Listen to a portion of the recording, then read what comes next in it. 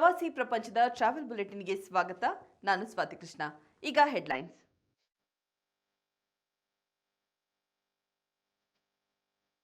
ಆನೆಗಳ ಕಾಳಗದಲ್ಲಿ ಮಹಿಳೆ ಸಾವು, ದುಬಾರೆ ಸಾಕಾಣೆ ಶಿಬಿರಕ್ಕೆ ತಾತ್ಕಾಲಿಕ ನಿರ್ಬಂಧ. ಕಲಬುರಗಿಯಲ್ಲಿ ನೂತನ ಮೃಗಾಲಯ ಲೋಕಾರ್ಪಣೆ, ಹೆಚ್ಚಲಿದೆ ಕಲ್ಯಾಣ ಕರ್ನಾಟಕ ಪ್ರವಾಸೋದ್ಯಮದ ಆಕರ್ಷಣೆ. ಹುಲಿ ಮೀಸಲು ಪ್ರದೇಶಗಳಿಗೆ ಹೊಸ ಕಾವಲು ಪಡೆ, ಅಕ್ರಮಗಳ ವಿರುದ್ಧ ಶ್ವಾನದಳದ ಕಣ್ಗಾವಲು. ಕೊಚ್ಚಿಯಿಂದ ಲಕ್ಷದ್ವೀಪಕ್ಕೆ ಹಾರಿದ ಮೊದಲ ಸೀಪ್ಲೇನ್, ಐಲ್ಯಾಂಡ್ ಟೂರಿಸಂನಲ್ಲಿ ಮಹತ್ತರ ಬೆಳವಣಿಗೆ.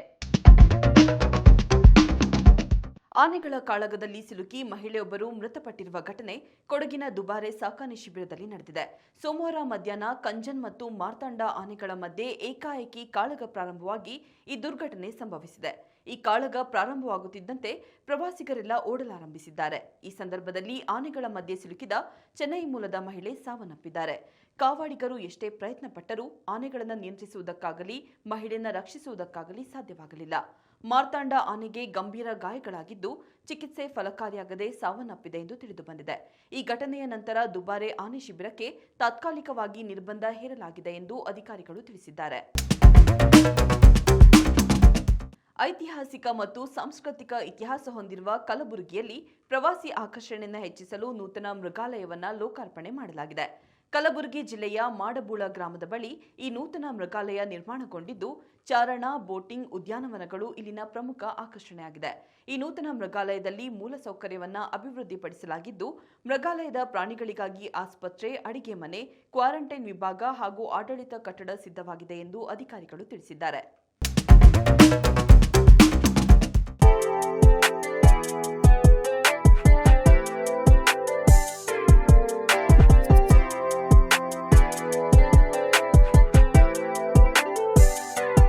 ಬೀರ್ ಶೇವಾವನ್ನ ನೆಗೆವ್ ಮರುಭೂಮಿಯ ರಾಜಧಾನಿ ಎಂದು ಕರೆಯಲಾಗುತ್ತೆ.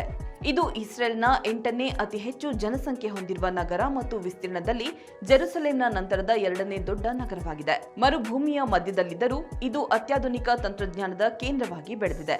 ಈ ನಗರವನ್ನ ರೌಂಡ್ ಬೋಟ್ ರಾಜಧಾನಿ ಎಂದು ಕರೆಯಲಾಗುತ್ತೆ. ಇಡೀ ನಗರದಲ್ಲಿ ಸುಮಾರು 250ಕ್ಕೂ ಹೆಚ್ಚು ಸಂಚಾರ ವೃತ್ತಗಳಿವೆ. ಸಂಚಾರ ದಟ್ಟಣೆಯನ್ನ ಕಡಿಮೆ ಮಾಡಲು ಮತ್ತು ನಗರದ ಸೌಂದರ್ಯ ಹೆಚ್ಚಿಸಲು ಇಷ್ಟೊಂದು ದೊಡ್ಡ ಪ್ರಮಾಣದಲ್ಲಿ ವೃತ್ತಗಳನ್ನು ನಿರ್ಮಿಸಲಾಗಿದೆ. ಒಟ್ಟೋಮನ್ ಸಾಮ್ರಾಜ್ಯವು ಅಚ್ಚುಕಟ್ಟಾಗಿ ಯೋಜನೆ ರೂಪಿಸಿ ನಿರ್ಮಿಸಿದ ಏಕೈಕ ನಗರ ಇದಾಗಿದೆ. ನಗರದ ಹಳೆಯ ಭಾಗದಲ್ಲಿ ಇಂದಿಗೂ ಒಟ್ಟೋಮನ್ ವಾಸ್ತುಶಿಲ್ಪದ ಕಟ್ಟಡಗಳು, ಟರ್ಕಿಶ್ ರೈಲ್ವೆ ಸ್ಟೇಷನ್ ಮತ್ತು ಪ್ರಾಚೀನ ಮಸೀದಿಗಳನ್ನು ಕಾಣಬಹುದು. ಇಲ್ಲಿನ ಹಳೆಯ ನಗರ ಪ್ರದೇಶವು ಪ್ರವಾಸಿಗರಿಗೆ ಅಂದಿನ ಇತಿಹಾಸವನ್ನ ನೆನಪಿಸುತ್ತದೆ. ಬೀರ್ ಶೇವಾ ಯಾವ ದೇಶದಲ್ಲಿದೆ? ವನ್ಯಜೀವಿ ರಕ್ಷಣಾ ಕಾರ್ಯಾಚರಣೆಗಳನ್ನು ಬಲಪಡಿಸಲು ಕರ್ನಾಟಕ ಹೊಸ ಉಪಾಯವನ್ನು ಹುಡುಕಿದೆ. ರಾಜ್ಯ ಸರ್ಕಾರ ಹುಲಿ ಮೀಸಲು ಪ್ರದೇಶಗಳಲ್ಲಿ ವಿಶೇಷ ತರಬೇತಿ ಪಡೆದ ಶ್ವಾನದಳಗಳನ್ನು ನಿಯೋಜಿಸಲು ಸಜ್ಜಾಗಿದೆ.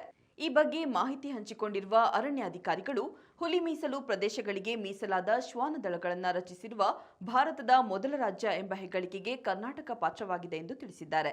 ಈ ಶ್ವಾನದಳ ಕಾಡಾನೆಗಳನ್ನು ಪತ್ತೆ ಹಚ್ಚಲು, ಸೂಕ್ಷ್ಮ ವಲಯಗಳಲ್ಲಿ ಹದ್ದಿನ ಕಣ್ಣಿಡಲು ಮತ್ತು ಅಕ್ರಮಗಳ ವಿರುದ್ಧ ತ್ವರಿತ ಪ್ರತಿಕ್ರಿಯೆಗಾಗಿ ಅರಣ್ಯ ಇಲಾಖೆಗಳು ಮತ್ತು ಭದ್ರತಾ ಸಂಸ್ಥೆಗಳ ನಡುವಿನ ಸಮನ್ವಯವನ್ನು ಬಲಪಡಿಸಲು ಸಹಾಯ ಮಾಡುತ್ತದೆ ಎಂದು ಅಧಿಕಾರಿಗಳು ತಿಳಿಸಿದ್ದಾರೆ.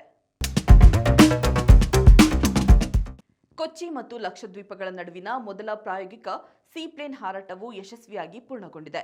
ಲಕ್ಷದ್ವೀಪದ ಲಗೂನ್ ನೀರಿನಲ್ಲಿ ಮೊದಲ ಸೀಪ್ಲೇನ್ ಲ್ಯಾಂಡಿಂಗ್ ನಡೆಸಲಾಗಿದೆ.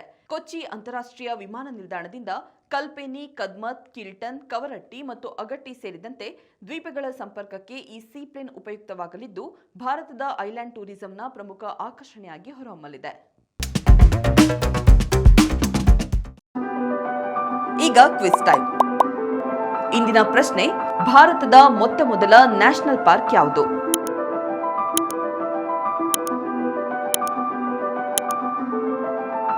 ಸರಿಯಾದ ಉತ್ತರವನ್ನ ಕಾಮೆಂಟ್ ಮೂಲಕ ತಿಳಿಸಿ. ಇದಾಗಿತ್ತು ಇವತ್ತಿನ ಟ್ರಾವೆಲ್ ಬುಲೆಟಿನ್. ನೋಡ್ತಾ ಇರಿ ಪ್ರವಾಸಿ ಪ್ರಪಂಚ, ವಿಹಾರವೇ ವಿಶ್ವ. ನಮಸ್ಕಾರ.